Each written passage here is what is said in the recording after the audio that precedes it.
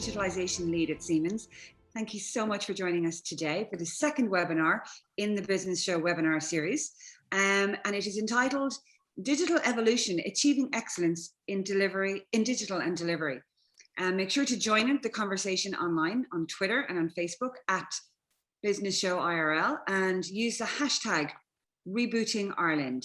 So that's at Business Show IRL and using the hashtag Rebooting Ireland. So I'm going to kick off because we have some really brilliant speakers and you need to hear from them really, and not from me. So I'm delighted to say I am joined this morning by Phil Codd, the Managing Director for Ireland of Expleo Group, Peter Hendrick, the CEO of the National Broadband Ireland, and David Willis, B2B Digital Product Manager at Electric Ireland. So most people will know all of your organizations and have experienced them maybe in some way or another over the last number of years. But I'm really delighted to join you. We've all had, in full disclosure, we've all had a bit of a chat in advance because we're very tight on time and we do want to get the most out of this. So just so that the guys all get nicely warmed up, I'm going to give them like a quick opportunity to 30 seconds to say hello, who they are, why this conversation is interesting them, and then we are going to power on. So Peter, why don't I start with you? Right, my name is Peter Hendrick. I'm CEO of National Broadband Ireland. We're rolling out the government's National Broadband programme across Ireland, serving over 1.1 million people, over 544,000 premises. And we're bringing future-proofed high-speed broadband to all those people across Ireland who don't have it today, who are limited with broadband speeds that are unreliable or just simply not delivering what is required in today's life in terms of delivering high-speed broadband. So over the next couple of years, we'll be rolling out fibre across the country and look forward to connecting all those people across Ireland. Peter, on behalf of all of us, particularly those of us here in the Midlands, thank you so much. I mean, I happen to have great broadband in Mullingar, but I have relatives not far out the road who have none at all. So that is great news, Peter, thank you. David, over to you. Hi, I'm David Willis, and as you said, I'm the Digital Product Manager for the business side of Electric Ireland, which means that really we are trying to allow our business customers, from the smallest SMEs to the largest multinationals, to access all the information they need and conduct some of their transactions digitally instead of having to work through people or customer relationship managers, as used to be the case where everybody had to do everything in person. So really it's about digitizing of the transactions and interactions that people used to have if they wanted. David, that's great. You know, I'm a massive fan of Electric Ireland, so we'll come on to that bit later. But Phil Codd, over to you, Expleo. Tell us a little bit about that for those of us who don't know, but I mean, I do, but you know, anyone else, just in case. Okay. Hi, Joan. Good morning, everybody. I'm Phil Codd. I'm the Managing Director of Expleo here in Ireland. And I guess what we do is we help organizations meet their digital program goals by bringing methods, approaches, skills, knowledge, people, tools, know-how to deliver quality assurance across their programs and projects, working with organizations such as National Broadband and Electric Ireland, but also other government bodies, banks, insurance, telcos, utilities. So really anyone that's in digital transformation where they're looking to use technology, software or hardware to gain some kind of benefit, speed, efficiency or connectivity or automation within their business. So that's great, actually, and really assuring. Because I think that's really the essence of this. You mentioned quality assurance across projects, and that's really what we talk about when we mean about digital excellence in delivery and execution. So I'm going to kick off our conversation, and I'm going to start with, oh, they're looking nervous, not at all. Okay, I'm going to start with David, actually. So I was really delighted to see that Electric Ireland were on this panel, because I do and have always associated you guys with excellence in execution and delivery around digital. And for those of our people who are listening in who aren't aware, the reason I associate Electric Ireland with that is because in a former life, when I used to be the CEO of the Irish Internet Association, we had our annual awards. And Donal Rice was, at the time, if he's listening, he taught me well, the head of Centre of Excellence for Universal Design. And we had an overall award that was eligible for anybody from any business that had entered in any category for excellence in universal design. And Electric Ireland won that 2 years in a row. And I just thought that was really outstanding, given that the breadth of customers that you guys have. So everything from individual citizens, whether they're 90 years of age or a 19-year-old renting a flat, whether they're a large multinational or a very small SME. Digital execution, excellence, and accessibility across that breadth of customer base. That really is excellence. So David, tell us a little bit about how you guys do that. And now I've just blown your trumpet for you. You don't even have to do that. See, you'll be all modest and self-effacing. Thanks, Joan. And yeah, it is nice to think that we've started from a good base of digital excellence. But I suppose the flip side of that, that I've experienced over the last few years is when we went out and talked to business customers a few years ago, there was only about 2% of business customers who were interested in interacting with us digitally. So it has come a huge way in the last few years in terms of the customer expectation of being able to get everything and see everything and interact with everything online. And we've tried to both keep pace with the changing customer expectations, but also to be ahead of that and try and put the customer at the center of the products and services that we offer, rather than have an offering and say, oh, and we think this is what you want. We're letting them tell us what they want and to guide us in that. And that's a strange at times process and interaction with customers, because sometimes we'll have designed what we thought was a good service, and through feedback from customers and interactions with them, they'll turn that on their head. That happened only a year and a half or so ago when we were offering a new product, when we did discussions with the business customers that were actually going to use that product, and they completely turned around what we thought we were going to offer them. So there's a little bit of learning definitely from both sides, and definitely the idea that what you offer has to be what the customer actually wants, and to improve their understanding and make it easier for them to interact with. I mean, I suppose that's true of all digital products, but for a utility, there's a learning in that those products, just as any non-digital product, have to be what the customer is actually looking for. That's a really, sorry, David, to interrupt. That's a really interesting point. Digital execution has to be digital execution of the right product, not of the wrong one. And actually, that execution in the context of this delivery, this evolutionary journey, is very much around listening to the customer and what they want, and that that excellence is driven very much by a consultative, open innovation approach in terms of how we work with customers. I noticed in the corner of my screen, Peter was nodding furiously. Peter, I guess you have no shortage of customers telling you what their expectations are of you. In fact, you possibly have more than most these days, a very demanding role in the context of people's expectations and very high standards and expectations from you. How do you overcome that, or deal with that and overcome it? But, how do you manage all those expectations for delivering to that level of very high standards of excellence that is demanded of broadband?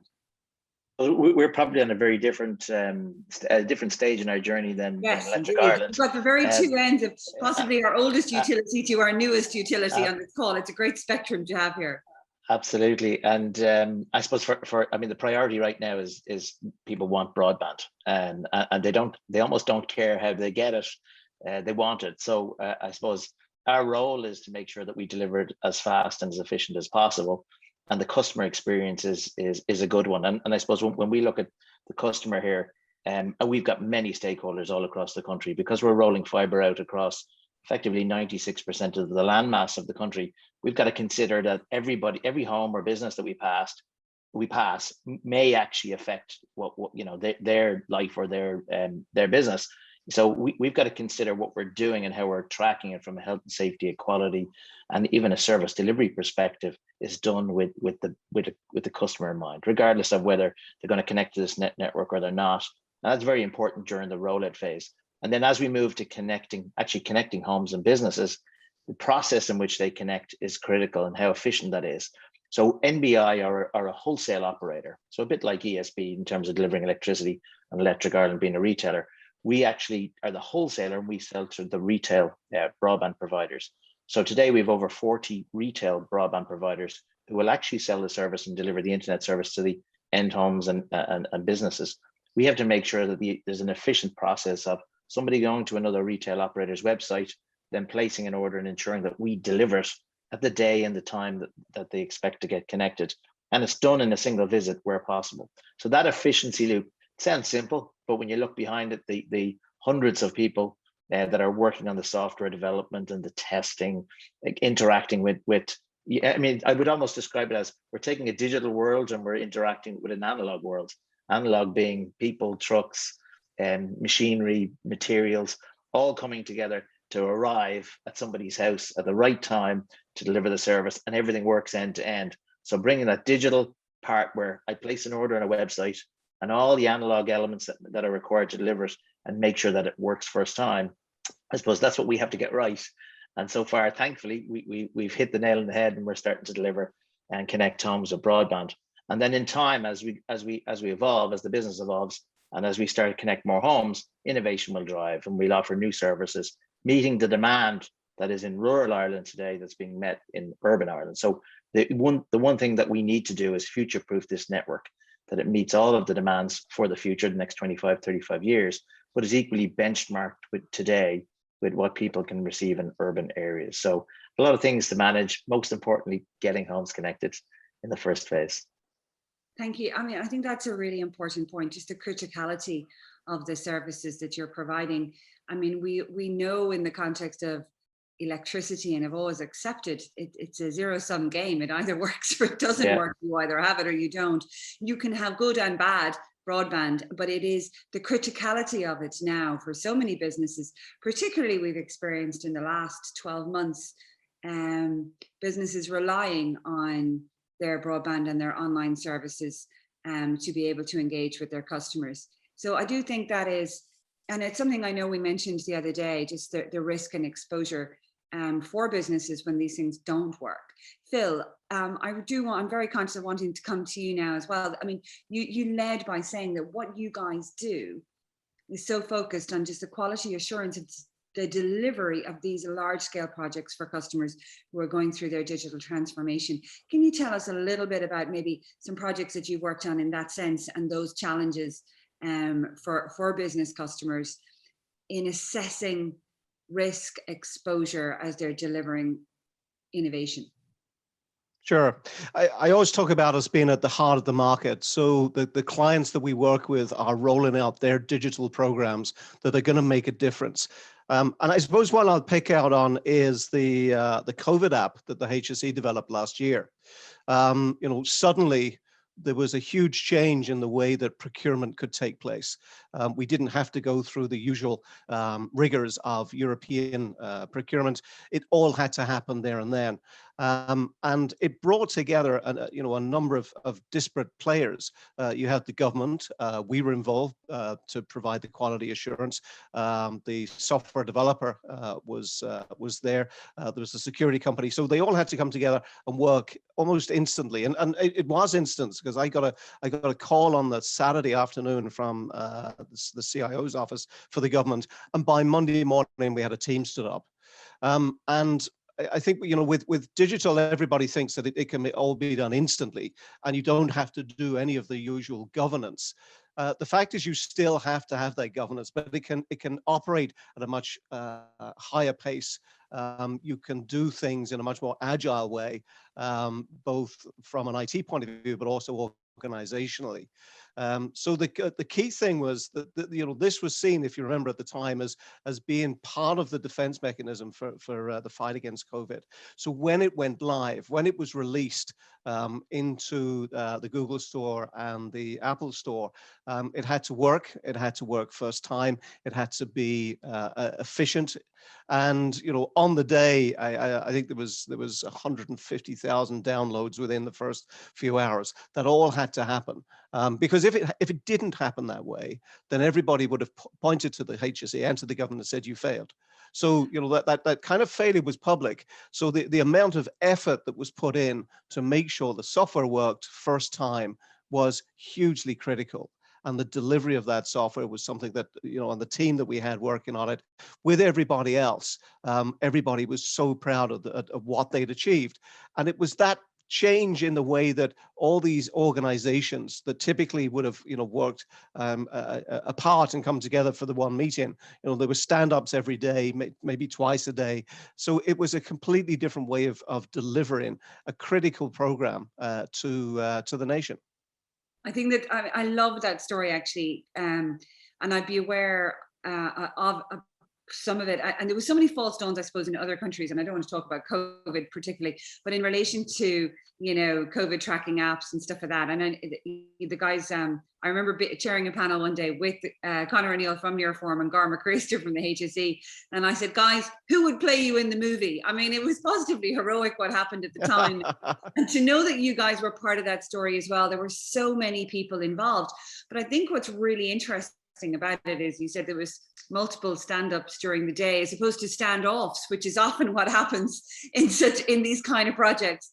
And I think the real learning was, and as businesses who are listening in today to this, is that we have governance that exists, and it's really, really important, but maybe we have governance for an old world. And actually the kind of governance that we have to have for the speed of delivery that is required of us now is that we can be more agile in terms of how we deliver. The culture around delivering perfection versus in a digital world where we're offering releasing in beta mode. So the world has very much changed, not only in terms of the products that we're delivering, but the nature in which we will deliver them.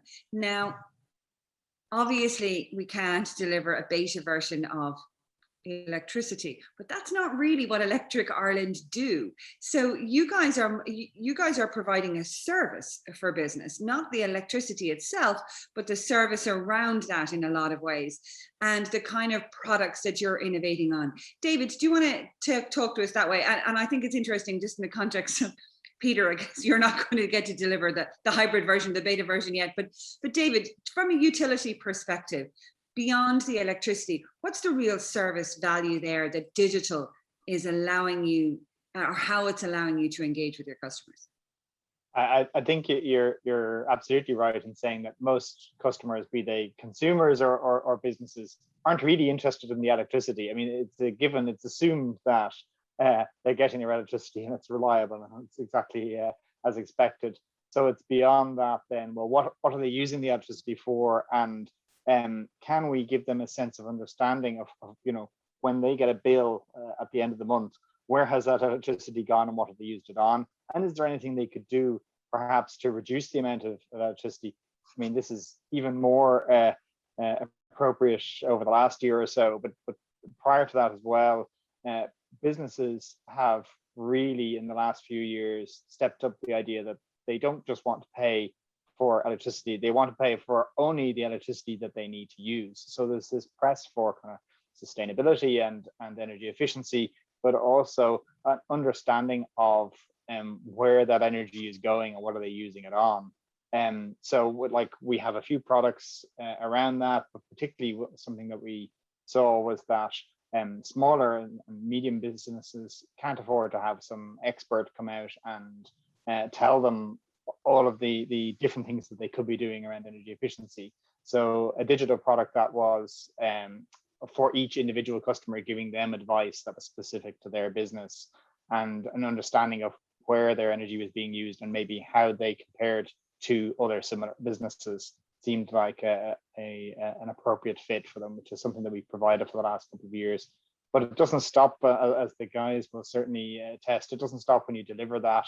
You then have to keep improving on that as well. And as we alluded to earlier, listening to the customers so that when they say, well, you're not talking to me in language that I understand, then you have to alter that language, or you're not showing me in a graphical enough way what's going on, then you have to alter the graphics of what you're showing them.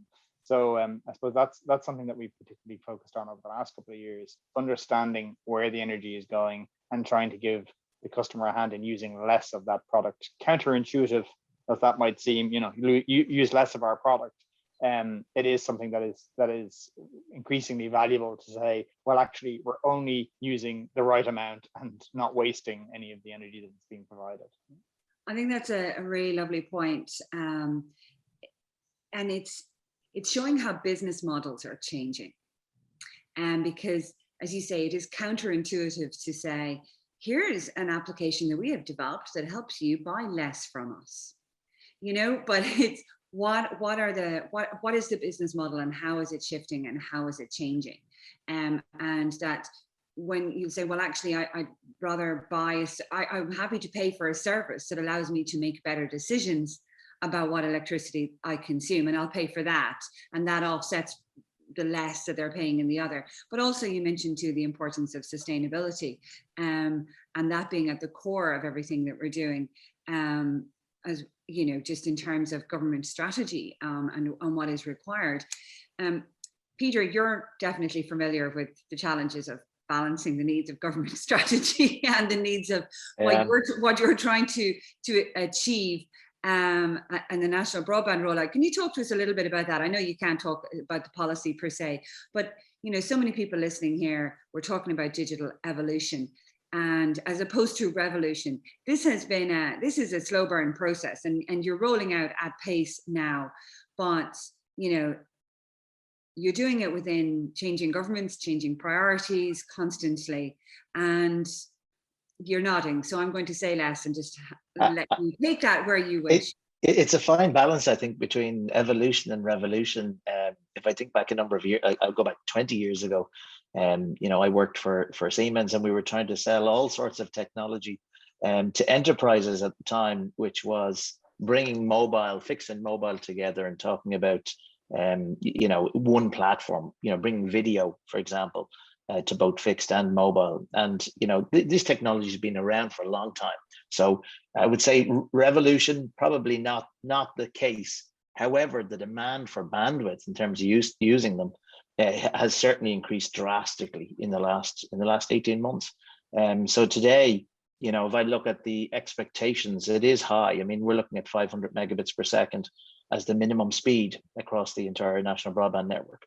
So we're talking about effectively the majority of people in Ireland having access to truly high-speed fibre broadband over the next 5+ years. And that's both in terms of urban and rural areas. So there's definitely a major shift and Ireland is certainly leading that. But I think it's clear that we needed it. We definitely need to do it. And we go back to talking about what David has talked about with sustainability and a utilization of services and electricity and utilities.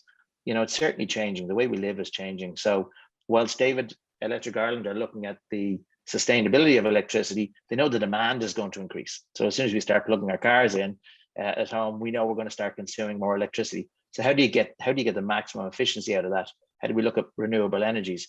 In the broadband world, slightly different. We're saying we know the demand is going to increase equally. Now our model is slightly different in that, and it's always been the case in terms of broadband.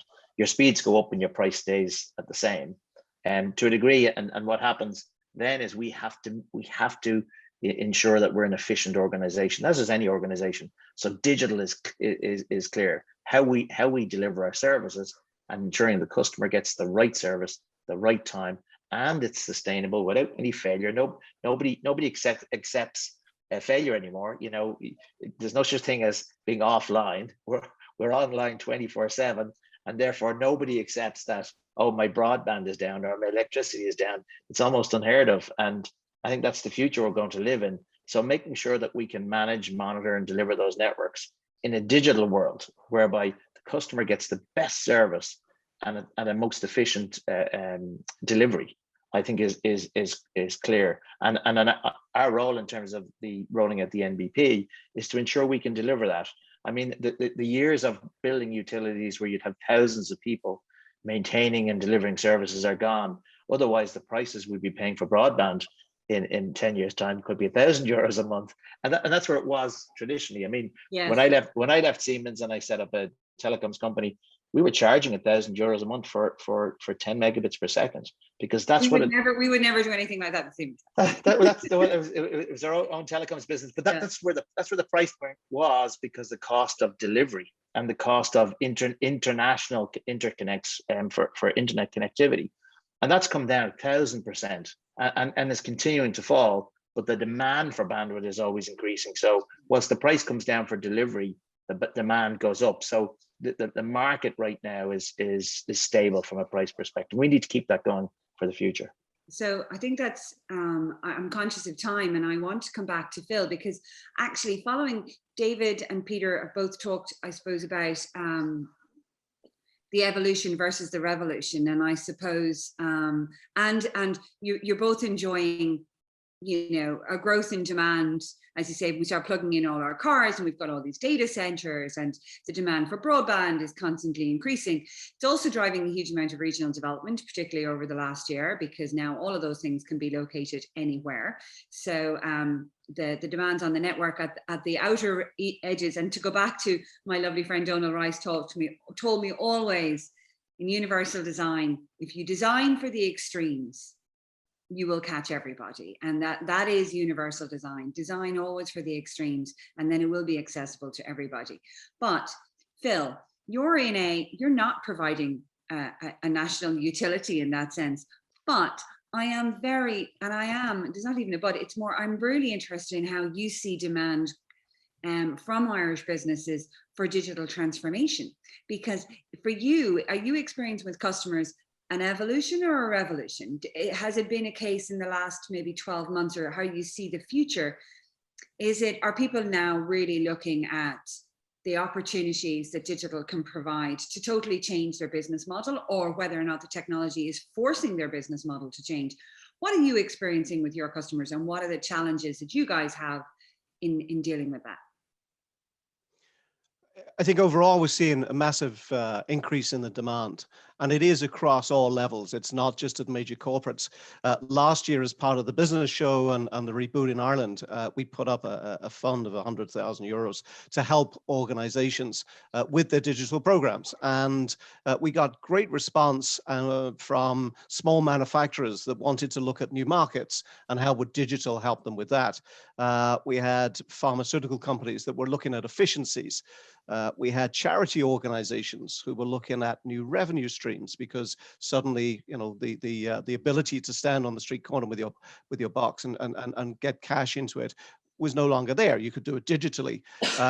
Even if we looked at one of them, which I kind of liked, was some of the churches that use streaming services for video. The concern was that at Christmas, because everybody was going to pile in from all around the world, that their video stream services weren't going to stay up. So we got involved in making sure the performance of that was okay. So it is digital all the way through, from grassroots SME, and I think people have to be brave around what they want to do. We do talk about planning, and if you fail to plan, you plan to fail. That's still true, but we can fail quicker. We don't need to get to the end point to discover actually what we've done isn't going to be deliver the benefits we thought. We can try things. Innovation is really the buzzword of the day, where companies are happy to try things.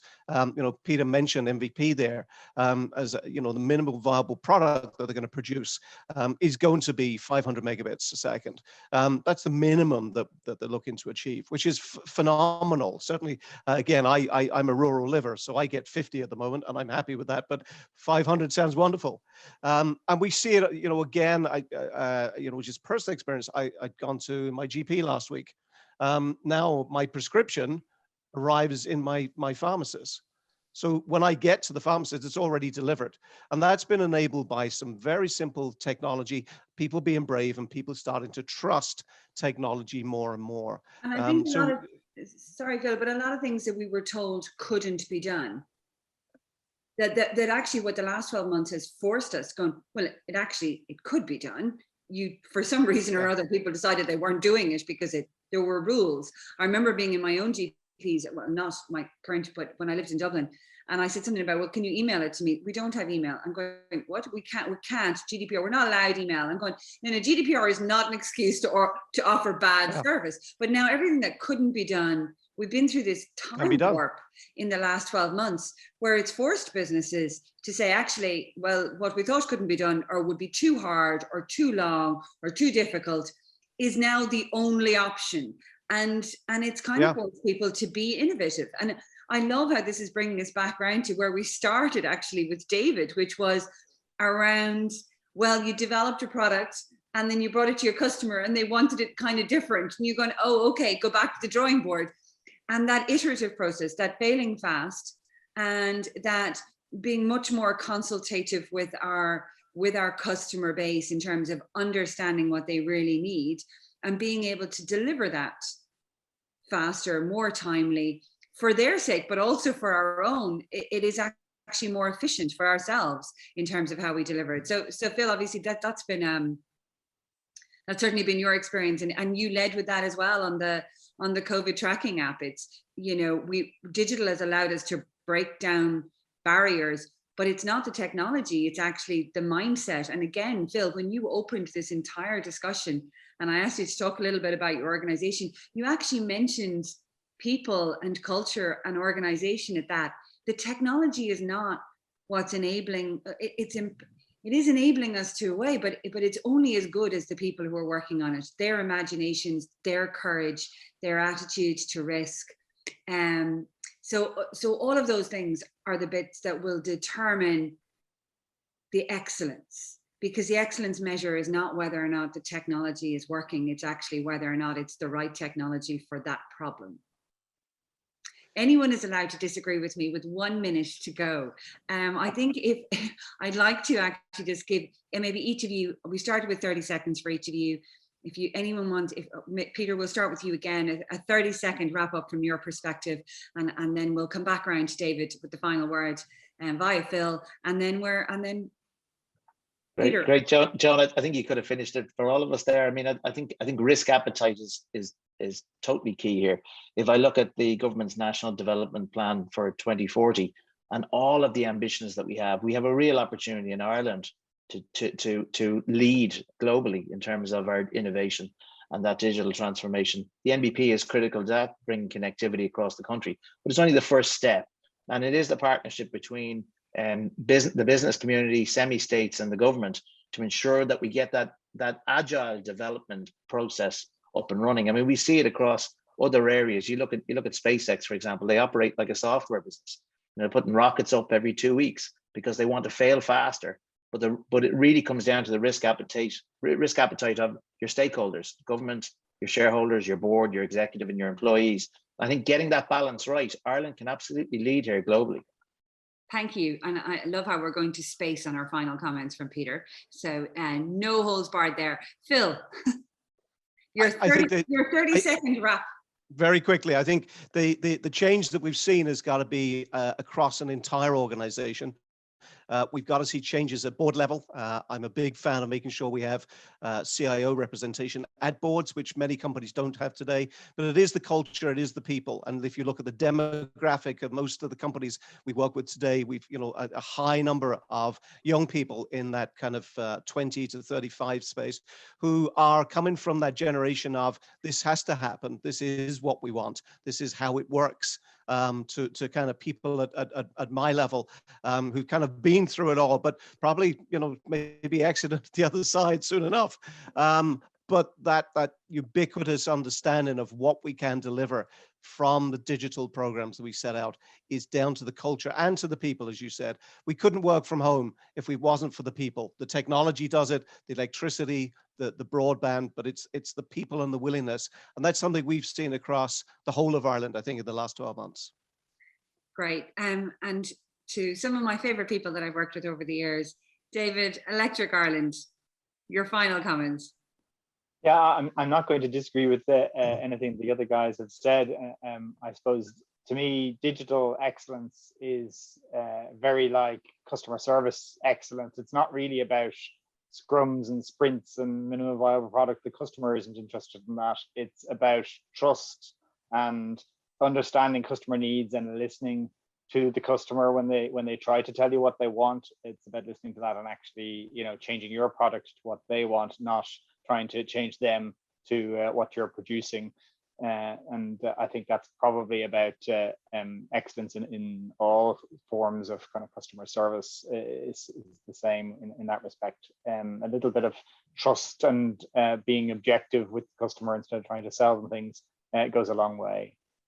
I think, David, that is, for me, like the perfect word to end all of this on. And I could see Peter and Phil nodding. And it's strange that it's taken us 30 minutes to describe excellence in one word, which is trust. and that's really what excellence is, I suppose, for all of us, is that it is excellent. I know it's excellent because I trust these people, because I trust this service, because I trust them with my data, I trust them with execution, and I trust that it's going to deliver me what I want. And that's really the point of all of this. So I'm actually personally really thrilled that is the final, I think, core message out of all of this in terms of defining excellence. But the three of you have just been fantastic, and it's been such an interesting conversation. I have loved the opportunity to meet with you all, to talk with you all, and Peter, it was really surprising. I didn't realize until we met that you were a former Siemens person as well. So I'm only a rookie. I've only been there 2 years. A lot of people there have been a lot longer than me. But and of course, the very first CEO of Electric Ireland was also a Siemens employee. So there you go. We've all come full circle. Oh, wow. And we've come full circle on this conversation. So thank you to Phil, to David, and to Peter for joining us in the conversation. But thank you for everybody who's listening in today. And be sure to register for the Business Show Virtual Summit taking place on April the 22nd, where you'll get to hear over 60 speakers covering topics from everything from leadership and agility, international trade, entrepreneurship and investment. And you can register for that online on thebusinessshowireland.com. So again, thank you everybody, and look forward to talking to you again soon.